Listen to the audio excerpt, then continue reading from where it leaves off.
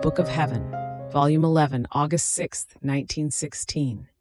Need of Jesus for souls who live in the divine will to multiply. As I was in my usual state, my sweet Jesus came for just a little, and in passing, and he said to me, "My daughter, my love feels an irresistible need for souls who live in my will to multiply, because they are the places of my quarters. My love wants to do good to all, but sins prevent me from pouring my benefits upon them.